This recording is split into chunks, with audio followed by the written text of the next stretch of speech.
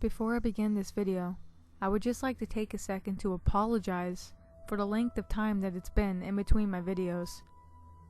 Just a month ago, I went through a really bad breakup, and I hadn't posted anything because I was really depressed about it and lacked motivation. I apologize for that though, and I promise that the videos are going to start becoming a lot more regular. With that being said though, let's get to it.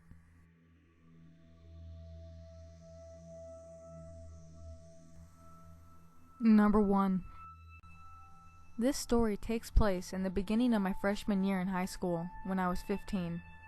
I'm female, by the way. First, a little backstory. Flashback to 8th grade, and one of my best friends at the time, Jasmine, was known to date around. It was non-stop. Think of a revolving door. Anyway, we went to school with this really weird kid, to say at the least, named Jordan.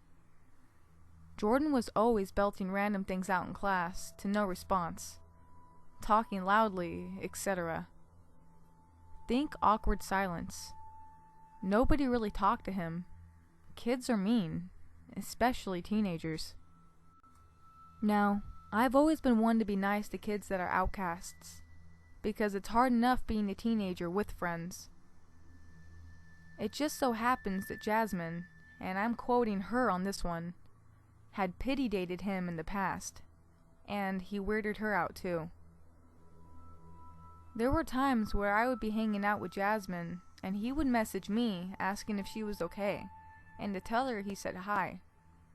I tried not to engage too much.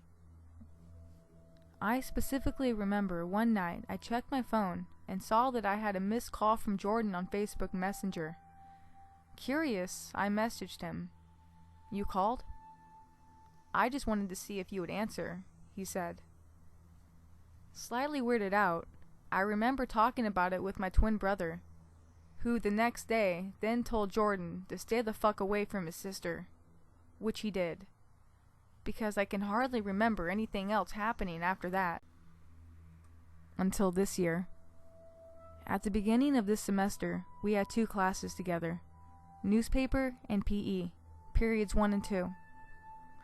I would usually walk out of my newspaper class after everyone else, taking my time with putting everything in my backpack.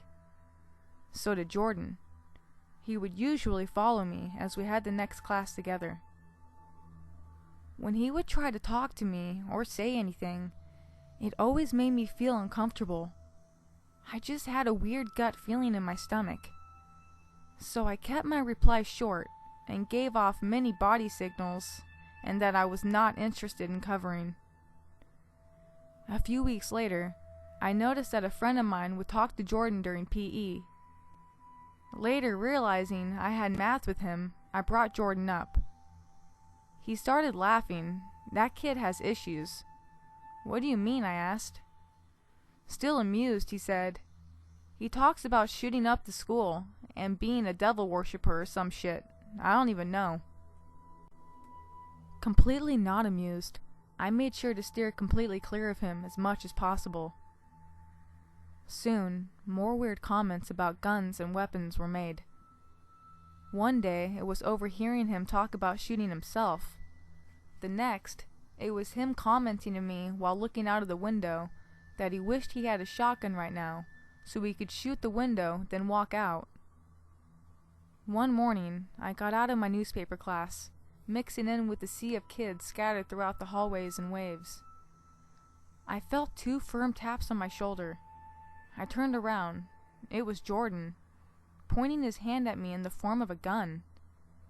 As soon as I turned around, he fired 2 shots at me with his hand, and blended into the crowd. I stopped walking, grabbed my phone out of my bag, and called my mom, who immediately reported it to the school. They told my mom they would take care of it, which they did, because after PE, my friend told me that he had been taken out of class. I never saw him again. No one has since last semester. I hope he got the help he needs. But I still wonder why it was me he paid attention to. I was nice to him.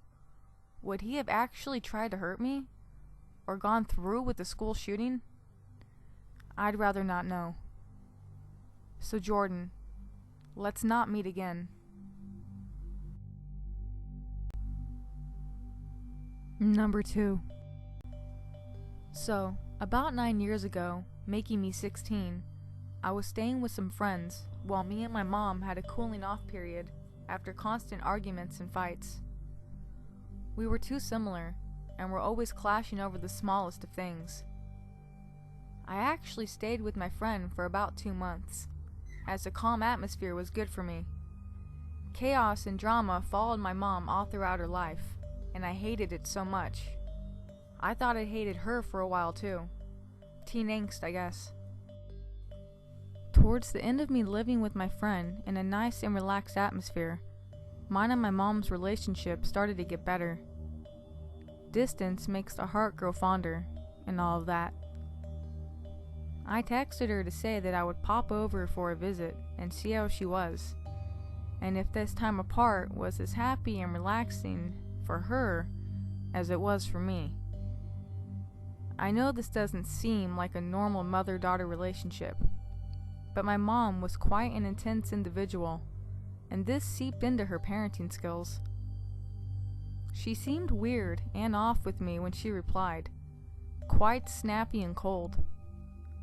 We stayed in touch obviously while I was away, and although her mom skills weren't great, she still liked to stay involved best she could to make sure I was doing okay, which made this text seem weird. But like I said, we did argue and clash, so I assumed she was having one of her off days. Me being me, and only 16 at the time, took offense and thought, fine, be that way. So I didn't go over and see her, or reply to her cold text. I just left it. Had I just listened to my first instinct that the text was weird, things would have been very different. I was very stubborn, and didn't get in touch with her for another week or so. I waited until she got in touch. I was at my friend's house, doing revisions for exams, when her mom came up to her room to get me. She told me my mom was at the door, but the look on her face scared me. She looked very worried, and it alarmed me. I hurried down the stairs to the front door to see my mom. She looked horrendous. Her usually long, beautiful hair had been hacked off to short and uneven lengths. Her eyes were swollen and black and blue. She had deep cuts all over her face and neck, and bruising everywhere. I burst into tears. I couldn't stop shaking. It was the worst moment of my life to see her like that. My friend's mom made her come inside and sit down, and was fussing over her. My mom told me, on the day that I had texted her to say I was coming over, 3 drug addicts had broken into her house and terrorized her for hours and hours. They had cut her hair off with a knife. They had lifted our TV up and broke it over her back as they smashed it over her. One of the addicts had held a knife to her stomach and tried to stab her, but my mom held them away with her legs, all the while wetting herself. It was absolutely heartbreaking and terrifying to listen to, and I didn't think it would be this hard to type it out and read it back to myself. I think the thing that breaks my heart the most still to this day was one of the people holding her hostage had read my message and was going to reply to try to lure me there. But my mom begged and begged, crying and screaming, that this guy finally gave up and sent me the message that I received that day. I have never forgiven myself for not thinking more into it and just going around to the house anyway. After the ordeal, they had trashed the house and took some things and went on their way. My mom called the police and was taken to the hospital, where she was for a week. And all the while, I was in a selfish mode, thinking my mom was a dick and how I was better off away from her. She said she never wanted me to see her in the hospital, and she knew it was an important time with my exams. As it was a small town we lived in, she recognized who two of the people were and was able to identify them, resulting in all three going to prison. One of the attackers was a woman with children. The judge didn't go lightly on them due to a long list of previous convictions. Happy about. It's not often the victim of such an attack is granted such justice. I just wanted to share my story with you. Thank you for taking the time to read it.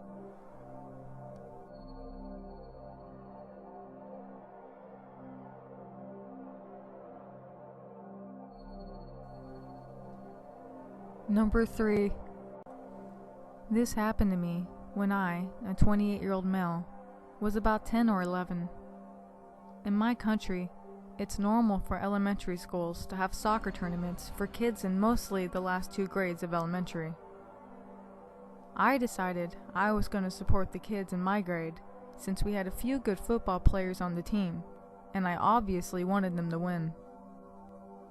I head over there on my bike, and as I'm heading over there, it started to rain really hard, like tropical rainstorm hard.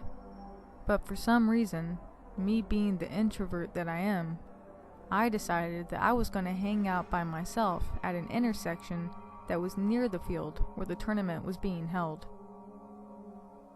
All of a sudden, a white van stops in front of me because the lights turn red, and I see a guy, 30-ish I think, with blonde hair and a very friendly face, roll down his window and call out to me.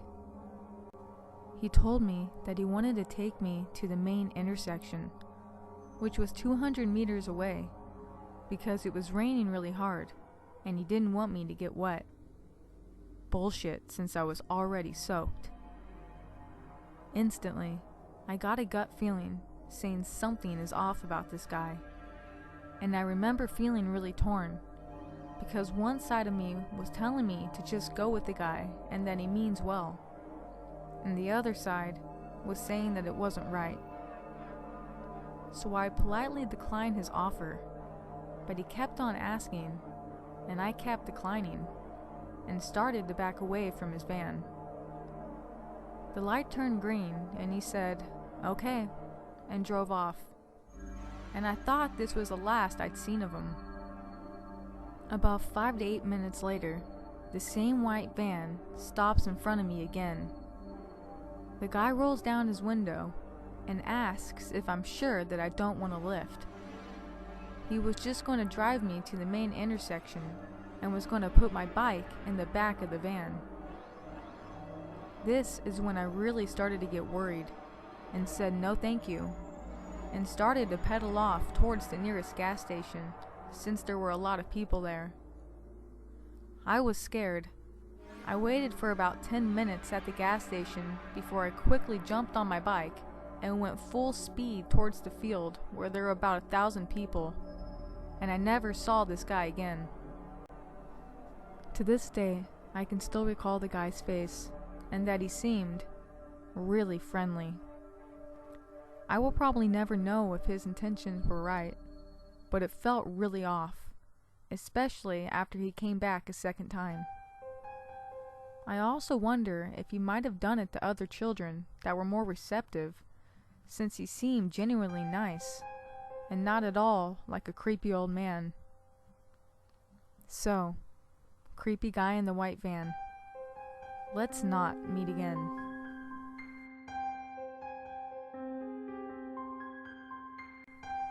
Before I end this video, I would like to take a second to remind you guys that new videos will start being posted on a more regular basis.